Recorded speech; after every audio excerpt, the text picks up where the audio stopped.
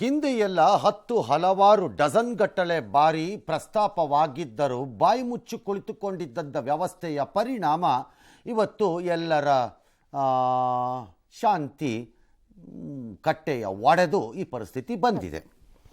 ಬೆಂಗಳೂರಿನಲ್ಲಿ ಕನ್ನಡ ಸಂಘಟನೆ, ಅದರಲ್ಲೂ ಕರ್ನಾಟಕ ರಕ್ಷಣಾ ವೇದಿಕೆ ಬಹುಮುಖ್ಯವಾಗಿ ಬೀದಿಗಿಳಿದು ಅಬ್ಬರಿಸಿತು. ಡಿಸೆಂಬರ್ 27ರ ಒಳಗೆ ಬೆಂಗಳೂರಿನ ಎಲ್ಲ ವ್ಯಾಪಾರ ಉದ್ಯಮಗಳ ನಾಮಫಲಕಗಳಲ್ಲಿ ಕನ್ನಡ ಇರಬೇಕು ಅಂತ ಆಗ್ರಹಿಸಿತು. ಅವ್ರು ಕೇಳಿದ್ದಿದ್ದು ಇಡೀ ನಾಮಫಲಕವನ್ನೇ ಕನ್ನಡದಲ್ಲಿ ಇಡೀ ಇನ್ಯಾವ ಭಾಷೆಯಲ್ಲೂ ಇಡಕೂಡ್ದು ಅಂತನೂ ಅಲ್ಲ, 60% ಕನ್ನಡದಲ್ಲೂ ಪ್ರಧಾನವಾಗಿ ಇರಬೇಕು, ಅರ್ಧ ಆದ್ರೂ ಮಿನಿಮಮ್ ಅಲ್ವಾ, ಅತಿ ಕಡಿಮೆ ಎಂದರೆ ಅಂತ ಹೇಳ್ತು. ಆದರೆ ನವೆಂಬರ್ 1ರಿಂದ ಈ ಅಭಿಯಾನವನ್ನು ಅವ್ರು ನಡೆಸಿದ್ರು. ಇವತ್ತು ಗಡುವು ಮುಗಿಯಿತು. ಈ ಮಧ್ಯದಲ್ಲಿ ಸರ್ಕಾರ ಒಂದು ಕಿತಾಪತಿ ಕೆಲಸವನ್ನು ಮಾಡ್ದಂಗೆ ಕಾಣಿಸ್ತಿದೆ ನನಗೆ. ಮಧ್ಯದಲ್ಲಿ ಒಂದು ಆರ್ಡರನ್ನು, ಒಂದು ಆದೇಶನ ಪಾಸ್ ಮಾಡ್ಕೋತು. ಆ ಆದೇಶ ಏನಪ್ಪ ಅಂತಂದರೆ, ನಾವು ನಿಮ್ಮದನ್ನೆಲ್ಲ ಗಮನಿಸಿದ್ದೀವಿ ಅನ್ನೋ ಥರ, ಗಡುವು ಮುಗೀತಾ ಇದೆ ಅಂತ ಗೊತ್ತಿದೆ ಅಥವಾ ಸುಳಿವು ಸಿಕ್ಕಿರುತ್ತೆ ಇದಕ್ಕೆ ಪ್ರತಿಭಟನೆ ಆಗಬಹುದು ಅಂತ, ಅದಕ್ಕೊಂದು ಮಧ್ಯದಲ್ಲಿ ಒಂದು ಆದೇಶ ಕೊಟ್ಬಿಟ್ಟು ಫೆಬ್ರವರಿ 28ರೊಳಗಡೆ ಮಾಡ್ಕೋಬೇಕು ಅಂತ ಒಂದು ತುಪ್ಪ ಸವರಕ್ಕೆ ಹೊರಟರು. ಯಾರು? ಬಿಬಿಎಂಪಿ ಕಡೆ. ಅದರಲ್ಲೂ ಕನ್ನಡ ಜಲ ನೆಲದ ಬಗ್ಗೆ ಮಾತನಾಡೋ ಬೆಂಗಳೂರು ಅಭಿವೃದ್ಧಿ ಮಂತ್ರಿಗಳು ಇವರು. ಸರಿ, ಆದರೆ ಅದನ್ನು ಕೇಳಿಸ್ಕೊಳ್ಳೇ ಇಲ್ಲ. ಯಾರು? ಕಾರ್ಯಕರ್ತರು ಕೇಳಿಸ್ಕೊಳ್ಳಿಲ್ಲ, ವ್ಯಾಪಾರಸ್ಥರಂತೂ ಕೇಳಿಸ್ಕೊಳ್ಳೋದೇ ಇಲ್ಲ ಅನ್ನೋ ಇದು ಗೊತ್ತಿರಬೇಕಿತ್ತು ಕಾರ್ಪೊರೇಷನ್ಗೆ, ಮಹಾನಗರ ಪಾಲಿಕೆಗೆ. ಯಾಕಂದರೆ ಹಿಂದೆ ಎಲ್ಲ ಅವ್ರು ಕೇಳಿಸ್ಕೊಂಡಿದ್ದಿದ್ರೆ ಈ ಪರಿಸ್ಥಿತಿ ಇರ್ತಾನೇ ಇರಲಿಲ್ಲ ನನ್ನ ಪ್ರಕಾರ. ರಾಷ್ಟ್ರೀಯ ಮಾಧ್ಯಮಗಳಲ್ಲಿ ಇವತ್ತು ಕೆಲವರು ಇದನ್ನು ಉದ್ದಟತನವೆಂದು, ಶಾಂತಿ ವ್ಯವಸ್ಥೆ ಕುಸ್ತು ಬಿದ್ದು ಹೋಗ್ಬಿಟ್ಟಿದೆ ಅಂತಾನು, ಹಾಕಿ ಅಂತ ಹೇಳಿದ್ದೇ ತಪ್ಪು ಅನ್ನೋ ರೀತಿ ಬಿಂಬಿಸ್ತಾ ಇದ್ರು. ಅದು ಮುಂದುವರೆದರೆ ನಾನೇ ಹೋಗ್ತೀನಿ ಆವಾಗ ಒಂದ್ಸರಿ ಯಾರ್ದಾರ ಜೊತೆ ಒಂದು ಪ್ರೊಸೆಷನ್ ತಗೊಂಡು ಆ ರೀತಿ ಮಾತಾಡೋರ ಮೇಲೆ ಬಾಯಿ ಮುಚ್ಕೊಂಡಿರೋದು ತಿಳ್ಕೋಬೇಕು. ರಾಜ್ಯದ ಪರಿಸ್ಥಿತಿ ಏನು ಅನ್ನೋದನ್ನು ಅರ್ಥ ಮಾಡ್ಕೋಬೇಕು. ನಾರಾಯಣಗೌಡ ಬಣದ ಕಾರ್ಯಕರ್ತರು MG ರಸ್ತೆ, ಬ್ರಿಗೇಡ್ ರಸ್ತೆ, UB ಸಿಟಿ, ಹೆಬ್ಬಾಳ, ಏರ್ಪೋರ್ಟು, ನಗರದ ಹಲವೆಡೆಗಳಲ್ಲಿ ಏಕಕಾಲಕ್ಕೆ ಇಳಿದ್ರು ಕೆಳಕ್ಕೆ. ಹೇಗೆ ಇಳಿದ್ರು? ಒಂದು 10-15 ಜನ ತಂಡ ಮಾಡ್ಕೊಂಡಿದ್ರು. ಎಲ್ಲ ಕಡೆ ತಿರುಗ್ತಾ ಇದ್ರು ಅವ್ರುಗಳು. ಒಟ್ಟಿಗೆ ಹೋಗಿಲ್ಲ. ಪೊಲೀಸ್ನವ್ರು ಲೆಕ್ಕ ಹಾಕಿಲ್ಲ. ನಿಮ್ಗೆ ಹಾಕಿದ್ರು ಏನು ಮಾಡೋಕ್ಕಾಗಲ್ಲ. ಮತ್ತೆ ಇವರ ಈ ಪ್ರತಿಭಟನೆ ಇವತ್ತು ನನ್ನ ಲೆಕ್ಕಾಚಾರದಲ್ಲಿ ಅದನ್ನು ರಾಜ್ಯದ್ರೋಹಿ ಅಂತ ನೀವು ಪರಿಗಣಿಸಕ್ಕಾಗಲ್ಲ. ಪ್ರಕಟಿತ ನಿಲುವು ರಾಜ್ಯ ಸರ್ಕಾರದ್ದು, ಅದರಲ್ಲೂ ಮುಖ್ಯಮಂತ್ರಿ ಸಿದ್ದರಾಮಯ್ಯನವ್ರದ್ದೇನು, ಅಥವಾ ಯಡಿಯೂರಪ್ಪನವರು ವಚನ ತಗೊಂಡಿದ್ದೇನು, ನೆಲ ಜಲ ಭಾಷೆ ಬಂದಾಗ ಅಂತ ತಾನೆ ಬುರ್ರ ಬಿಡ್ತಿದ್ ನೀವು. ರಾಜ್ಯದ್ರೋಹಿ ಕೆಲಸ ಅಲ್ಲ, ಕನ್ನಡನೇ ಸಾರ್ವಭೌಮತೆ ಅಂತ. ಆಕ್ರೋಶಕ್ಕೆ ಆಂಗ್ಲ ನಾಮಪಗಳು ಸಹಜವಾಗಿ ಈ ಆಕ್ರೋಶದಲ್ಲಿ ಅದು ಎಲ್ಲ ಒಡೆದಾಕಿದ್ರು. ಅಫ್ಕೋರ್ಸ್ ಈಗ ಒಡೆದು ಹಾಕಿದ್ದಕ್ಕೆ ನಮ್ಗೆ ಯಾರಿಗೂ ಮನಸ್ಸು ಸಮಾಧಾನ ಏನು ತರಲ್ಲ. ಅದು ಹಿಂಸೆ ಆಯಿತು, ಒಡೆದಾಕ್ಬಿಟ್ರಲ್ಲಪ್ಪ ಅಂತ. ಹಾಗಾದರೆ ಅದನ್ನು ಒಡೆಸಿ ಹಾಕಬಾರ್ದು ಅನ್ನೋದಾದರೆ ಜವಾಬ್ದಾರಿ ಹಾಕೋರ ಕಡೆಯಿಂದನೂ ಬರಬೇಕಲ್ವಾ. ನಾವು ಕೇಳೋದೇ ಇಲ್ಲ ಅನ್ನೋದು, ಕೇಳದೇನೇ ಇದ್ದರೆ ನೀವೇನು ಮಾಡಲ್ಲ ಅನ್ನೋದು ಸಾಬೀತಾಯ್ತಾ? ಈಗ ಇದಾಯ್ತು, ಈಗ ಕತೆ ಇಟ್ ಈಸ್ ಅಗ್ರೀಡ್. ನಾನು ಒಪ್ಕೋತೀನಿ, ಇಲ್ಲ ಅಂತನ್ನಲ್ಲ. ಅದು ನಷ್ಟನೇ ಅದು ಎಲ್ಲರಿಗೂ. ಆದರೆ ಈ ಕಾನೂನು ಎಂಬುದು ಒಂದು ಇತ್ತು ಅನ್ನೋ ಅರಿವು ಅವ್ರಿಗಿರಲಿಲ್ವಾ ಹಾಗಾದ್ರೆ? ಮತ್ತು ಈ ಕಾನೂನನ್ನು ಕಳೆದ ದಶಕಗಳಿಂದ ಜಾರಿಗೆ ತರಬೇಕು ಎಂಬ ಕನಿಷ್ಠ ಪ್ರಜ್ಞೆ ಕಾರ್ಪೊರೇಷನ್ಗೆ ಇರಲಿಲ್ವಾ ಹಾಗಾದ್ರೆ? ಇರಲಿಲ್ವ? ಎಲ್ಲ ಸತ್ತೋಗಿದ್ರ ನೀವೆಲ್ಲ ಹಂಗಾರೆ? ಇದು ಹೇಗೆ ಎಂದರೆ ಏನಾಗತ್ತೆ? ಏನೂ ಆಗಲ್ಲ, ಅಷ್ಟೇ. ಪುಡಿ ಆಯ್ತು ಎಲ್ಲ. ತಡೆಯಲು ಬಂದ ಪೊಲೀಸ್ನವ್ರ ಮೇಲೆ ತಿರುಗಿ ಬಿದ್ದರು ಕಾರ್ಯಕರ್ತರು. ಹೌದು, ತಿರುಗಿ ಬೀಳ್ತಾರೆ. ಯಾರೋ ಒಬ್ಬ ತಲೆಕೆಟ್ಟವನು ಫೂಲ್ ಥರ ಕಾಣಿಸ್ಕೊಳ್ಳೋನು, ಯಾವನಿಗೋ ಮಂತ್ರಿಗಿರಿ ಸಿಕ್ಕಲಿಲ್ಲ ಅಂತ ಗಲಾಟೆ ಮಾಡ್ತಾರೆ. ಬಸ್ಸಿಗೆ ಬೆಂಕಿ ಹಾಕಿ ನಿಂತ್ಕೋತೀರಿ ನೀವು ಕಾರ್ಯಕರ್ತರು, ಮಹಾನ್ ರಾಜಕೀಯ ಕಾರ್ಯಕರ್ತರುಗಳು. ಯಾವನೋ ಒಬ್ಬ ವ್ಯಕ್ತಿಗೋಸ್ಕರ ಅದನ್ನು ನೀವು ಇಲ್ಲ ಅದೆಲ್ಲ ಏನು ಮಾಡೋಕ್ಕಾಗತ್ತೆ ಅನ್ನೋ ಥರ ಓಡಾಡ್ತೀರಿ. ಇದು ಹಾಗೇನಿಲ್ವಲ್ಲ, ಯಾವ ವ್ಯಕ್ತಿ ವಿಚಾರದಲ್ಲಿ ಏನಿಲ್ವಲ್ಲ, ಇದು ವೈಯಕ್ತಿಕವಾಗಿ ಏನಿಲ್ವಲ್ಲ ಇದ್ರಲ್ಲಿ ವೈಯಕ್ತಿಕವಾದ್ದು. ಸರಿ, ಪೊಲೀಸರು ಬಿಟ್ಟಿಲ್ಲ, ನ್ಯಾಚುರಲಿ ಬಿಡೋಕ್ಕಾಗಲ್ಲ. ಆಯ್ತಾಯ್ತು ಹೊಡ್ಕೊಂಡು ಹೋಗಿ ಎಲ್ಲ ಕಡೆಯಲ್ಲಿ ಅಂತ ಬಿಡೋಕ್ಕಾಗತ್ತಾ ಯಾವ್ದಾದ್ರು ಪೊಲೀಸ್ನವರು? ತಡೀತಾರೆ. ಸರಿ, ನಾರಾಯಣಗೌಡ ಸೇರಿ 106 ಜನರನ್ನು ವಶಕ್ಕೆ ಪಡೆದರು. ಕೆಲವು ಕಡೆ ಲಘು ಲಾಠಿ ಪ್ರಹಾರ ನಡೆಯಿತು. ಮುಂಜಾಗ್ರತಾ ಕ್ರಮವಾಗಿ ಹಲವು ಮಾಲ್ಗಳಿಗೆ ಪೊಲೀಸ್ ಬಂದೋಬಸ್ತನ್ನು ಹಾಕಿತ್ತು. ಕೆಲ ಅಂಗಡಿಗಳ ಮಾಲೀಕರು ಸೈನ್ ಬೋರ್ಡ್ಗಳನ್ನು ತಾವೇ ತೆಕ್ಕೊಂಡ್ರು. ಅಲ್ಲಿ ಬೆಳಗಾವಿ ಚಿಕ್ಕೋಡಿನಲ್ಲೂ ಇದು ಸ್ವಲ್ಪ ಶಾಂತಿಯುತವಾಗಿ ಮಾಡಿದ್ದಾರೆ. ಇದು ಬರೀ ಬೆಂಗಳೂರಿನ ಕತೆ ಆಗಬಾರ್ದು, ರಾಜ್ಯವ್ಯಾಪಿ ಕತೆ ಇದು. ಎಲ್ಲೆಡೆ ಆದರೆ ಗ್ರಾಮೀಣ ಭಾಗಗಳಲ್ಲಿ ಮತ್ತು ಇತರೆ ನಗರಗಳಲ್ಲಿ ಈ ಪರಿಪ್ರಮಾಣದ ಸಮಸ್ಯೆ ಕಂಡಿರಲ್ಲ ಅಷ್ಟೇ, ವ್ಯಾಪಿಸಿಲ್ಲ, ಕಂಡಿರಲ್ಲ ಅಷ್ಟೇ. ಹಾಗಾಗಿ ಅದಾಗಿದೆ. ಏನಾಯಿತು ಅಂತ ನೋಡೋಣ ಫಸ್ಟ್ ಈಗ, ಆಮೇಲೆ ಬರೋಣ ಉಳಿದಿದ್ದು ಏನಾರಿದ್ದರೆ ಕಾಮೆಂಟ್ರಿ. UBCT ಬಳಿಗೆ ಒಂದು ಗುಂಪು ತೆರಳಿತ್ತು ನಿಮ್ಮ ಸ್ಕ್ರೀನ್ ಮೇಲೆ. ಅಲ್ಲಿದ್ದ ಆಂಗ್ಲ ನಾಮಫಲಕಗಳು ಏನಾಯಿತು ಅಂತ ನಾನೇನು ಹೇಳಬೇಕಾಗಿಲ್ಲ, ಅಲ್ಲಿ ನಿಮಗೆ ಕಾಣಿಸ್ತಾ ಇದೆ. ಹೌದಾ? ಸರ್. ಓಕೆ.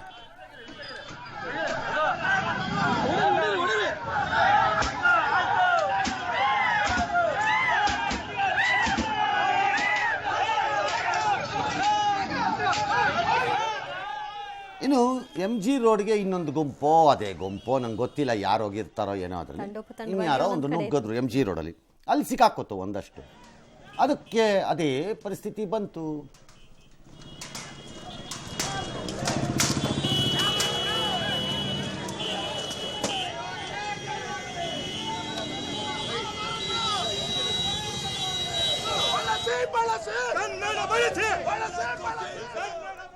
ಸಾದಳ್ಳಿ ಗೇಟ್ ಹತ್ರ ಯಾವುದೋ ಕಾರ್ದು ಶೋರೂಮು. ಆ ಶೋರೂಮಿನ ಪರಿಸ್ಥಿತಿ ಏನಾಯಿತು ಅಂತ ಏನು ಹೇಳಬೇಕಾಗಿಲ್ವಲ್ಲ? ಹೋರ್ಡಿಂಗ್ಸ್ನೆಲ್ಲ ಕಿತ್ತ ಹಾಕಿದ್ರು. ಇನ್ನೇನು ಮಾಡ್ತಾರೆ ಮತ್ತು ಅವರು ಕಿತ್ತಾಕಿದ್ರು ಎಲ್ಲ.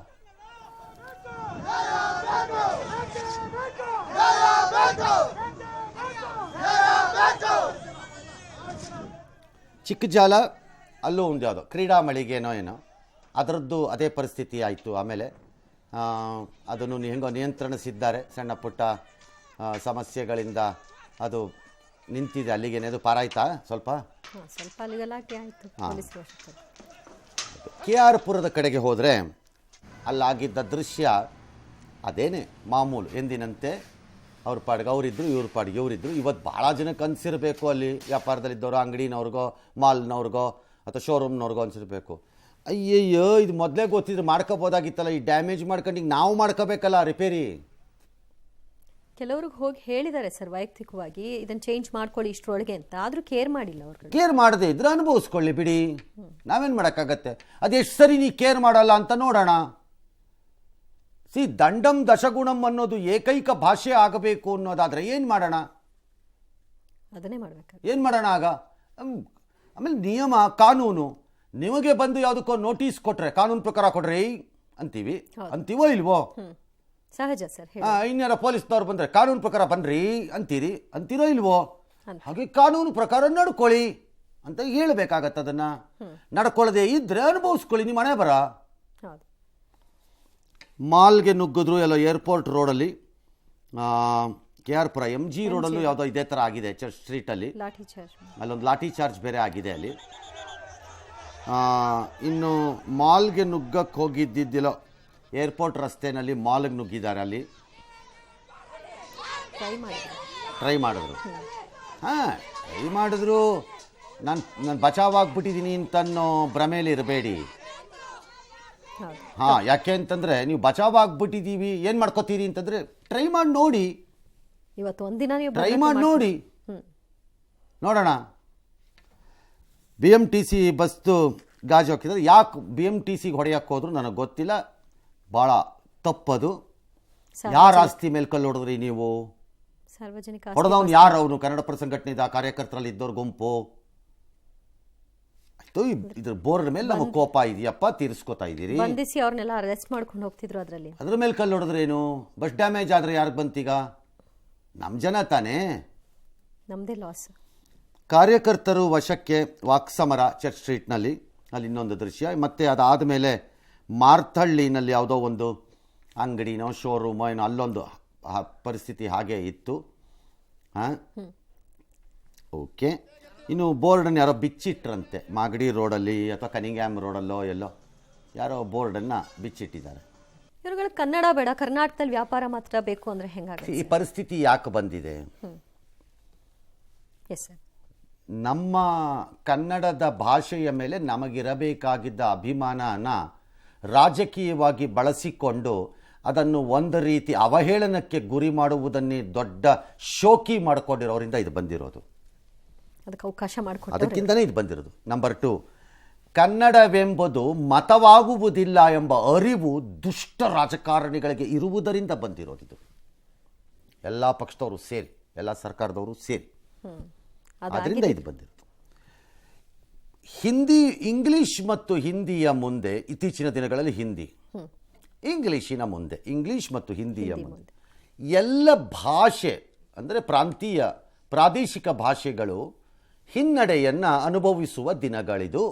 ವಿಶ್ವವೇ ಒಂದು ಎಂಬ ಪರಿಕಲ್ಪನೆ ಅಡಿಯಲ್ಲಿ ಅದರಲ್ಲೂ ಇಂಗ್ಲಿಷ್ ಜಾಸ್ತಿ, ಹಿಂದಿ ಸ್ವಲ್ಪ ಕಡಿಮೆ ನಮ್ಮ ಊರುಗಳಲ್ಲಿ. ಬೇರೆ ಊರಲ್ಲಿ ಇದ್ರೂ ಇರ್ಬೋದೇನೋ, ನಮಗೆ ಗೊತ್ತಿಲ್ಲ. ಹೀಗಿರಬೇಕಾದ್ರೆ ಆ ಪ್ರಾದೇಶಿಕ ಭಾಷೆಗಳು ಉಳಿಯಬೇಕಾ ಉಳಿಯಬಾರದಾ ಎಂಬ ನಿರ್ಧಾರಕ್ಕೆ ಕೇಂದ್ರ ಮತ್ತು ರಾಜ್ಯ ಸರ್ಕಾರಗಳು ಬಂದುಬಿಡಿ ತೀರ್ಮಾನಕ್ಕೆ.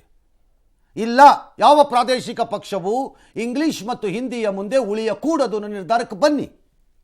ನಿಮಗೆ ತಾಕತ್ತು ಅನ್ನೋದೇನಾದರೂ ಇದ್ರೆ, including BJP, I am saying this. ಬಿಜೆಪಿಗೆ ಅದೊಂದು ಮೋಹ ಇದೆ ಹಿಂದಿ ಮೇಲೆ. ಹಿಂದಿನ ಉದ್ಧಾರಕರನ್ನ ಒಬ್ಬರೇ, ಉಳಿದವರೆಲ್ಲ ನಿಮ್ಮ ಅಡಿಯಾಳುಗಳನ್ನ ನಾವು ಅಂತ ಅನ್ಕೊಂಬಿಟ್ಟಿದ್ದೀರಿ ನೀವು. ಅದು ಬಿಜೆಪಿ ಪ್ರಾಬ್ಲಮ್, ಅದು ಅನುಮಾನನೇ ಇಲ್ಲ. ಅದರಲ್ಲಿ ಪದೇ ಪದೇ ಮಾಡ್ತೀರಿ ಆ ಕೆಲಸನ ನೀವು ಅಧಿಕಾರದಲ್ಲಿದ್ದಾಗ. ಅದನ್ನು ಡಿಫೆಂಡ್ ಮಾಡಿಕೊಂಡು ರಕ್ಷಣೆ ಮಾಡಿಕೊಂಡು ಓಡಾಡುವಂತಹ ಸಿ.ಟಿ. ರವಿನೂ ಇದ್ದಾರೆ ಇದರಲ್ಲಿ. ಡಿಫೆಂಡ್ ಮಾಡಿದ್ರಿ ನೀವು. ಈಗ ಹೇಳಿ, ಪ್ರಾದೇಶಿಕ ಭಾಷೆ ಬೇಡ ಅನ್ನೋದಾದರೆ ಹೇಳಿಬಿಡಿ. ನಿಮಗೆ ತಾಕತ್ತು, ಧೈರ್ಯ, ದಮ್ ಅನ್ನೋದಿದ್ರೆ ಅನೌನ್ಸ್ ಮಾಡಿ ನೋಡೋಣ. ಕರ್ನಾಟಕದಲ್ಲಿ ನೀವು ನುಣುಚ್ಕೊಂಡ್ಬಿಡ್ಬೋದು ಬೇಕಾದ್ರೆ. ಜಾತಿ, ದುಡ್ಡು ಇದರಲ್ಲಿ ಗೆದ್ದು ಬರ್ತಾ ಇರೋಂತಹ ನಿಮ್ಮ ದುಷ್ಟಕೂಟಕ್ಕೆ ನೀವು ತಪ್ಪಿಸ್ಕೋಬೋದು. ಪಕ್ಕದ ರಾಜ್ಯಗಳಲ್ಲಿ ಬುರುಡೆ ಬಿಚ್ಚಿಬಿಡ್ತಾರೆ ನಿಮ್ದನ್ನಾಗ. ಬುರುಡೆ ಬಿಚ್ಚಿಬಿಡ್ತಾರೆ, ಹೇಳಿದ್ದೀನಿ. ಆಟ ಆಡಕ್ಕೆ ಹೋದರೆ ಪಕ್ಕದ ರಾಜ್ಯದಲ್ಲಿ ಟ್ರೈ ಮಾಡಿ ನೋಡೋಣ. ಹೇಳಿ, ಪ್ರಾದೇಶಿಕ ಭಾಷೆಗಳು ಬೇಕಿಲ್ಲ. ಹಾಗಾದ್ರೆ ಹೋಗಿ ಕೇಳ್ತಿರೋದು ಏನು? ದಶಕಗಳಿಂದಿರುವ ನಿಯಮಗಳ ಪ್ರಕಾರದಲ್ಲಿ ಕನ್ನಡ ಭಾಷೆಯನ್ನು ಇಟ್ಟುಕೊಂಡು ನೀವು ಬೇರೆದು ಬಳಸ್ಕೊಳ್ಳಿ ನಿಮಗೆ ಬೇಕಾಗಿದ್ದನ್ನು. ಅದೂ ಆಗಬಾರ್ದು, ಅದನ್ನು ಕೇಳಬಾರ್ದು. ಅದನ್ನು ಕೇಳಿದ್ರೆ ಕನ್ನಡ ದ್ರೋಹ ಅಂತ ಹೇಳುವ ದಾರ್ಷ್ಟ್ಯತೆನ ಯಾರೋ ಒಂದಷ್ಟು ಜನಕ್ಕೆ ಇದ್ದಂಗಿದೆ ಈ ದೇಶದಲ್ಲಿ. ಎಲ್ಲೋ ಕೂತ್ಕೊಂಡು ಮುಂದೊಂದು ದಿನ ಅವರು ನಮ್ಮ ಊರಿಗೆ ಬಂದಾಗಲೂ ಅವ್ರಿಗೂ ಅದೇ ಶಿಕ್ಷೆ ಕೊಡಬೇಕು. ಬಾ ಊರಿಗೆ ನೋಡ್ತೀವಿ ಅಂತ ಅಲ್ಲಿ ಕೂತ್ಕೊಂಡು ಮಾತಾಡೋರಿಗೆ ಮಾಡಬೇಕು. ಅದನ್ನೂ ಮಾಡಲ್ಲ ಅಂತಾರೆ. ಏನು ಮಾಡಬೇಕು ಹಾಗಾದರೆ? ಏನು ಮಾಡಬೇಕು ಹೇಳಿ? ಇಲ್ದಿದ್ರೆ ಉಡಾಫೆಗಳ ಥರ ಆಡೋ ಜೋಕರ್ಗಳಾದ ನೀವುಗಳು, ಸರ್ಕಾರದಲ್ಲಿರೋರುಗಳು, ಅಧಿಕಾರದಲ್ಲಿರೋ ರಾಜಕಾರಣಿಗಳು, ಈ ಬೋಗಸ್ಸು ಬಿಡ್ತಿರಲ್ಲ, ಬೂಸಿ ಬಿಡ್ತಿರಲ್ಲ ಕೂತ್ಕೊಂಡು, ನೆಲ ಜಲ ಭಾಷೆ ವಿಚಾರದಲ್ಲಿ ನಮ್ಮ ಸರ್ಕಾರಗಳು ಬದ್ಧ ಅಂದ್ಕೊಂಡು ಬಿಡ್ತಿರಲ್ಲ, ಈ ಬೂಸಿ ನಿಲ್ಲಿಸಿ, ಎರಡನ್ನೂ ಒಂದು ಮಾಡಿ. ಬರೀ ನಾಟಕ ಆಯಿತು. ನಾವು ಬಳಸಬೇಡಿ ಅಂತ ಹೇಳೇ ಇಲ್ಲ. ಇದನ್ನೇ ಹಿಂದಿ ಭಾಷೆಯನ್ನು ಹೇರುವಾಗ ಹೇಳಿರೋದು. ನಿಮಗೆ ಯಾವ ಬಿಸ್ನೆಸ್ಸೂ ಇಲ್ಲ ಹಿಂದಿ ಭಾಷೆಯನ್ನು ಹೇರಲಿಕ್ಕೆ. ಹಿಂದಿ ಭಾಷೆಯನ್ನು ರಾಷ್ಟ್ರ ಭಾಷೆ ಅಂತ ನೀವು ಕರೆಯೋದು ನಿಮ್ಮ ಹಣೆ ಬರಹ, ಅದು ನಮ್ಮ ಹಣೆ ಬರಹ ಅಲ್ಲ.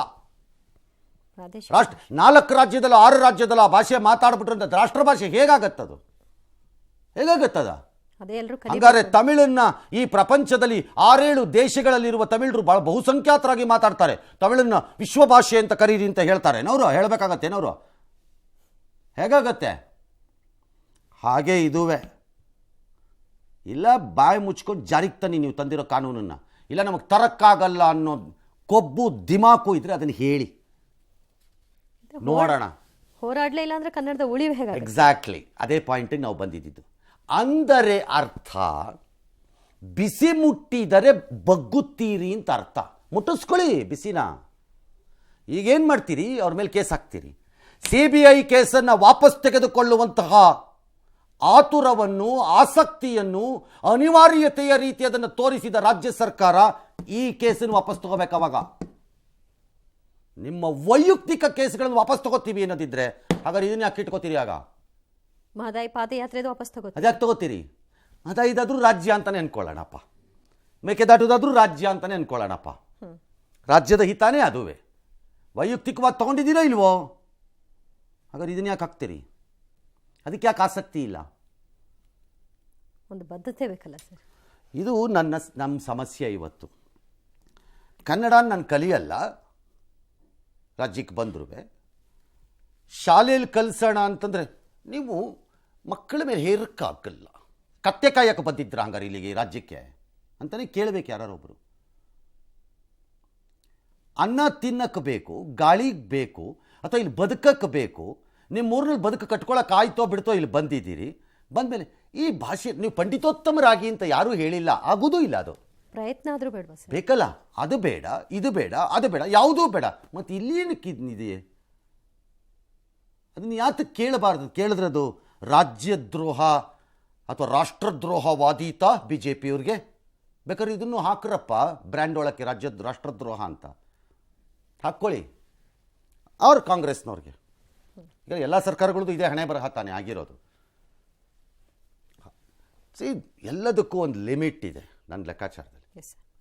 ಅದನ್ನು ದಾಟಿದ್ರೆ ಹೀಗಾಗತ್ತೆ. ನಾನು ಹಂಗಂದ್ಬಿಟ್ಟು ನೀವು ಹಿಂಸೆನ ಇವತ್ತು ಅಲ್ಲಿ ನಡೆದಿದ್ದನ್ನೆಲ್ಲ ನೀವು ಸಪೋರ್ಟ್ ಮಾಡ್ತಾ ಇದ್ದೀರಾ? ನಾನು ಸಪೋರ್ಟ್ ಮಾಡ್ತಿದ್ದೀನಿ ಅಂತ ಹೇಳ್ತಿಲ್ಲ. ಆದರೆ ಇವತ್ತಿನ ಈ ಘಟನೆ, ಈ ಘಟನೆಗಿಂತ ಪ್ರತಿಭಟನೆ ನಡೀದೇ ಇದ್ದಿದ್ರೆ ನೀವು ಯಾರಾದರೂ ಇದರ ಬಗ್ಗೆ ನಾಳೆ ಬೆಳಗ್ಗೆ ಹೊಸ ವರ್ಷದಿಂದ ನಾವು ಕನ್ನಡದಲ್ಲಿ ಒಂದು ಬೋರ್ಡ್ ಹಾಕ್ಬಿಡೋಣಪ್ಪ ಅಂತ ಯಾವನಾರು ಒಬ್ಬ ಪ್ರಭೂತಿ ಹಾಕ್ಬಿಡ್ತಿದ್ರಾ? ಡೆಡ್ಲೈನ್ ಕೊಟ್ಟು 27 ದಿನ ಆದರೂ ಏನೂ ಚೇಂಜಸ್ ಆಗಿಲ್ಲ. ನಾವೆಂತ ಕಳ್ಳರು ಅಂತಂದರೆ ಜನ ಪೊಲೀಸ್ನವ್ನು ಕಾಣಿಸ್ದಾಗ ಹೆಲ್ಮೆಟ್ ಹಾಕೊಳ್ಳೋ ಗಿರಾಕಿಗಳು ನಾವು ಅಲ್ಲಿ ಮೂಲೆಯಲ್ಲಿ ಪೊಲೀಸ್ನವ್ರು ಕಾಣಿಸ್ದಾಗ ಇಲ್ಲಿ ಕೆಳಗಡೆಯಿಂದ ತೆಗೆದು ಹಿಂಗೆ ಹೆಲ್ಮೆಟ್ ಕ್ಯಾಪ್ ಹಾಕೊಂಡು ಹೋಗೋರು ನಾವು. ಒನ್ ಮೇಲೆ ಹೋಗ್ತಿದ್ರೆ ಅಲ್ಲಿ ಕಾಣಿಸಿದ್ರೆ ರಿವರ್ಸ್ ತಿರ್ಕೊಂಡು ವಾಪಸ್ ಬರೋರು ನಾವು ಮಾಡಿಬಿಡ್ತಿದ್ರ ಇವರಾ? Point is simple.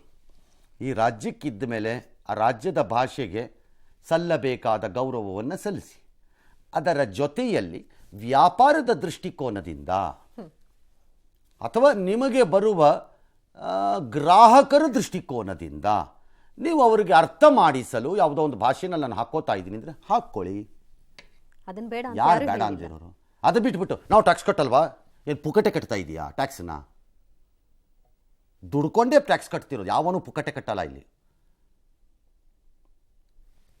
S, Karave ನಾರಾಯಣಗೌಡರ ಬಣ ಡಿಸೆಂಬರ್ 27 ಅಂದರೆ ಇವತ್ತಿಗೆ ಗಡುವನ್ನು ಕೊಟ್ಟಿದ್ರು. ಬಿಬಿಎಂಪಿ ಮಾತ್ರ 28 ಫೆಬ್ರವರಿ ಗಡುವನ್ನು ಕೊಟ್ಟಿತ್ತು. ಫೆಬ್ರವರಿ 28 ಒಳಗೆ ಎಲ್ಲ ವಾಣಿಜ್ಯ ಮಳಿಗೆಗಳ ನಾಮಫಲಕಗಳಲ್ಲಿ 60% ಕನ್ನಡ ಭಾಷೆಯನ್ನು ಕಡ್ಡಾಯವಾಗಿ ಬಳಸಬೇಕು ಅಂತ ಸೂಚಿಸಿತ್ತು. ಈ ಬಗ್ಗೆ ಸಿಎಂ ಕೂಡ ಟ್ವೀಟ್ ಮಾಡಿಕೊಂಡಿದ್ರು. ಇದು ವ್ಯಾಪಾರಿಗಳಲ್ಲಿ ಗೊಂದಲ ಮೂಡಿಸ್ತೋ ಅಥವಾ ಯಾವುದನ್ನು ಸೀರಿಯಸ್ ಆಗಿ ತಗೊಂಡಿಲ್ವೋ ಏನೋ ಗೊತ್ತಾಗ್ತಾ ಇಲ್ಲ. ಈ ಮಧ್ಯೆ ಕನ್ನಡ ಪರ ಸಂಘಟನೆಗಳ ಹೋರಾಟವನ್ನು ಸರ್ಕಾರ ಹತ್ತಿಕ್ಕಲು ನೋಡಿದೆ ಅಂತ ಕರವೇ ನಾರಾಯಣಗೌಡ ಆಕ್ರೋಶವನ್ನು ಹೊರಹಾಕಿದ್ರು.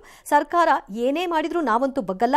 ಸರ್ಕಾರ ಹೀಗೆ ನಮ್ಮ ಹೋರಾಟ ಹತ್ತಿಕ್ತಾ ಹೋದ್ರೆ ಲೋಕಸಭೆ ಚುನಾವಣೆಯಲ್ಲಿ ಇದರ ಪರಿಣಾಮವನ್ನು ಎದುರಿಸಬೇಕಾಗುತ್ತೆ ಅಂತ ಒಂದು ಎಚ್ಚರಿಕೆಯನ್ನು ಕೂಡ ಕೊಟ್ಟರು.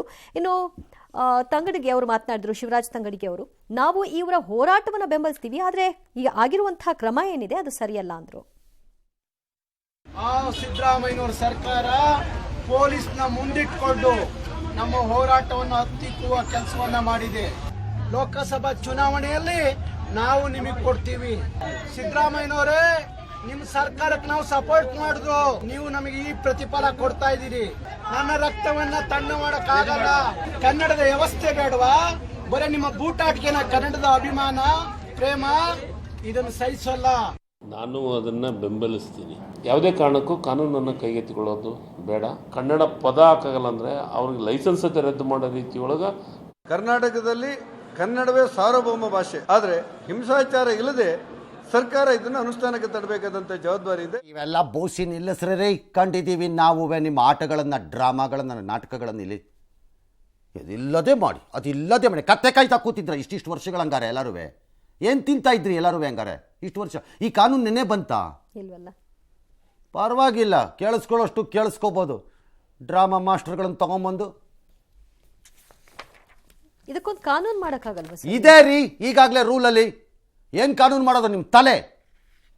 ನೀವೇನು ಮನುಷ್ಯರ ಪ್ರಾಣಿಗಳ? ಹಂಗಾರೆ ಅರ್ಥ ಮಾಡ್ಕೊಳಕ್ಕಾಗದೇ ಇದ್ದರೆ ಒಳ್ಳೆ ಕತೆ ಆಯ್ತಲ್ಲ ಇದು. ಸುಮ್ಮನೆ ಬೂಟಾಟಿಕೆ. ಇದಾಗುತ್ತೆ, ಅದಾಗದೇ ಇರಬಾರ್ದು, ಇದಾಗದೇ ಇರ್ಬೋದು. ಏನು ಮಾಡ್ತಿದ್ರಿ ಹಂಗಾರೆ? ಮಣ್ಣು ತಿಂತಿದ್ರಾ ಎಲ್ಲರೂ? ಯಾರೇ ಅದು ಕಾರ್ಪೊರೇಷನ್ ಕಮಿಷನರ್? ಹಂಗಾರೆ ಕಮೆಂಡ್ ಆನ್ಸರ್ ಉತ್ತರ ಕೊಟ್ಟು ನೋಡೋಣ. ಇತ್ತಾ ಇಲ್ವಾ ಈ ನಿಯಮ? ಹೇಳ್ರಿ. ಕರೋಹನ ನಿರ್ವಹಣೆ ವೇಳೆ 40,000 ಕೋಟಿ ಅವ್ಯವಹಾರ ಆಗಿದೆ ಅಂತ ಯತ್ನಾಳ್ ಆರೋಪ. ಕಾಂಗ್ರೆಸ್ ಅಸ್ತ್ರ ಮಾಡ್ಕೊಂಡಿದೆ. ಇನ್ನೇನು ಅಸ್ತ್ರ ಮಾಡ್ಕೊಳ್ಳದೆ ಬಿ ಜೆ ಪಿಯವ್ರನ್ನೆಲ್ಲ ಕರೆದು ಶಾಲೋದಿಸ್ತಾರ? ಬರ್ರಪ್ಪ ಇಲ್ಲಿ ವೀರಾದಿ ವೀರರೇ, ನೀವೇನ್ರಿ ರೆಕಾರ್ಡ್ ಮಾಡ್ತಾ ಇದ್ದೀರಿ ಈ ವಿಚಾರದಲ್ಲಿ? ಬಾರಪ್ಪ, ನಿಮ್ಗೆಲ್ಲರಿಗೂ ಒಂದು ಸನ್ಮಾನ ಮಾಡೋಣ ಅಂತ ಸಿದ್ದರಾಮಯ್ಯನವ್ರು ಒಂದು 10 ಜನನ್ನ, ಡಿ ಕೆ ಶಿವಕುಮಾರ್ ಒಂದು 16 ಜನನ್ನ ಕರೆಸಿ ಶಾಲಾಕ್ತಾರೆ ಅಸ್ತ್ರ ಮಾಡ್ಕೊಳ್ಳದೆ. ರಾಜೀವ್ ವಿಜಯೇಂದ್ರ ಅವ್ರನ್ನ ಟಾರ್ಗೆಟ್ ಮಾಡಿದೆ.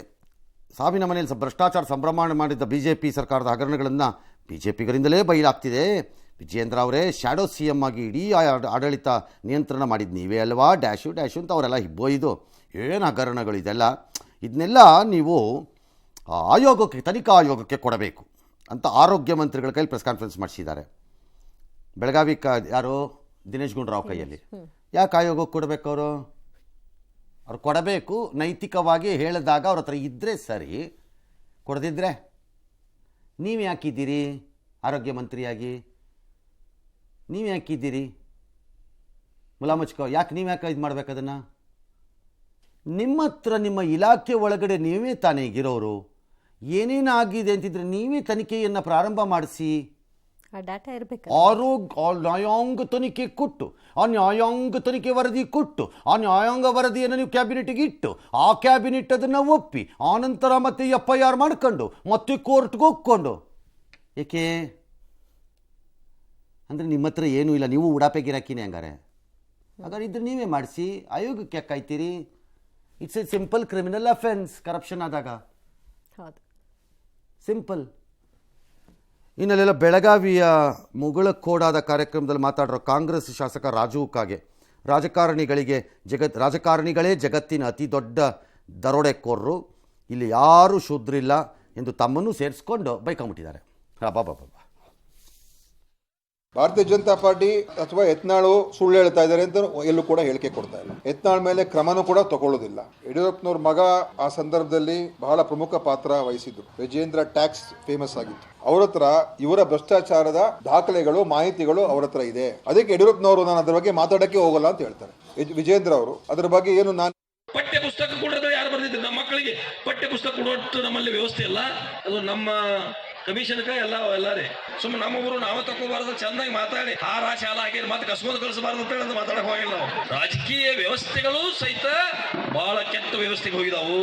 ನಾವೆಲ್ಲ ಸುದ್ರಿಲ್ಲ. ಈಗ ನೀವು ಅಜ್ಜಾರ್ ನಟ್ಟೆ ಬಾರ್ಸ್ಕೋತ ಉಚ್ಕೋತ ತಗೊಂಡ್ ಬರ್ತಬರಿ, ನಮ್ಗೆ ಹಿತ್ತಲ ಬಾಗ್ಲೇ ತಗೊಂಡ್ ಬರ್ತಬರಿ. ಆ ವ್ಯವಸ್ಥೆ ನಾವು ಪವಿತ್ರರಲ್ಲ. ಜಗತ್ತಿನಾಗ ಯಾರಾದರೂ ಲೂಟಿ ಮಾಡೋರು, ದರೋಡೆಕೋರರು ಯಾರಾದರೂ ತುಡುಗರಿದ್ರ ಅದು ರಾಜಕಾರಣಿಗಳು. ಒಪ್ಪಬಹುದು, ತಮ್ಮನ್ನು ಸೇರಿಸ್ಕೊಂಡು ಹೇಳ್ತಾ ಇದ್ದಾರೆ. ಒಪ್ಪಬಹುದು. ಈಗ BJP ಅವ್ರು ಹೇಳ್ದಂಗೆ ಇದು ಯತ್ನಾಳೆ ಹೇಳದ ಮೇಲೆ ಇದನ್ನು ನಾವು ಒಪ್ಪಲೇಬೇಕು. ನಾವು ಕಾಂಗ್ರೆಸ್ಸಿನ MLA ಹೇಳಿರೋದ್ರಿಂದ ಒಪ್ಪಲೇಬೇಕು. ನಂದು ಸಹಮತ ಇದೆ ಅದಕ್ಕೆ. ಬಟ್ ಹೊಸ ಶೋಕಿ ಏನು ಅಂತ ಹೇಳ್ತೀನಿ ಇದರಲ್ಲಿ. ನಾವು ಯಾರು ಸತ್ಯ ಹರಿಶ್ಚಂದ್ರರಲ್ಲ, ನಾವು ಯಾರು ಪ್ರಶ್ನತೆ ಮಾಡಿಲ್ಲ ಅಂತ ಹೇಳಿಲ್ಲ. ನಾವ್ಯಾರು ಹೇಳಿಲ್ಲ. ನಮ್ಮನ್ನು ಸೇರಿರಿ, ನಾವ್ಯಾರು ಹೇಳ್ಕೊಂಡಿಲ್ವಲ್ಲ, ನಾವೆಲ್ಲ ಸನ್ಯಾಸಿಗಳಲ್ವಲ್ಲ. ಆದರೆ ಇವು ನೋಡ್ದಿದ್ದಿದೆಯಲ್ಲ, ಅದು ಪಾಯಿಂಟ್. ಈಗ ಈ ಸ್ಕೀಮಿಗೆ ಬಂದಿದ್ದಾರೆ. ಈಗ ಅವ್ರು ಮಾಡಿದ್ದೀವರು, ಇವ್ರು ಮಾಡಿದವರು ಅಷ್ಟೇ.